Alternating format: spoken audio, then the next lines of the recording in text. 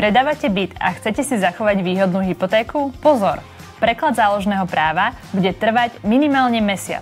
Preklad záložného práva z jednej nehnuteľnosti na inú je spôsob, ako si zachovať výhodné podmienky, respektíve úver samotný pri predaji nehnuteľnosti. Myslíte však na to, že si na to budete potrebovať vyhradiť dostatočný čas. Najprv si potrebujete vyhotoviť znalecký posudok na nehnuteľnosť, na ktorú idete záložné právo banky prekladať. Následne musíte podať v banke žiadosť. Banky potrebujú na posúdenie tejto žiadosti o preklad záložného práva istý čas. Môže ísť o 2 až 4 týždne. Schválením žiadosti a podpisom nových záložných zmluv to však nekončí. Nové záložné zmluvy sa musia doručiť na kataster, ktorý má štandardne 30 dní na zápis záložného práva na novú nehnuteľnosť. V prípade potreby si môžete priplatiť za zrýchlený vklad. Až po tomto zápise nasleduje výmaz záložného práva na pôvodnej nehnuteľnosti. K tomu je potrebné, aby banka vystavila tzv. Kvitanciu na pôvodné záložné právo. Banky majú na to tiež rôzne lehoty a môže ísť o ďalších 10 až 30 dní. Z praxe odporúčame tento proces v banke urgovať. Kvitanciu banka okamžite po vystavení doručí na kataster, ktorý je zo zákona povinný do 5 pracovných dní vykonať výmaz záložného práva. Až keď je záložné právo vymazané, môžete nehnuteľnosť napríklad predať a založiť v prospech úveru vašich kupujúcich. Uložte si tento tip a pošlite ho aj svojim známym, ktorí riešia preklad záložného práva.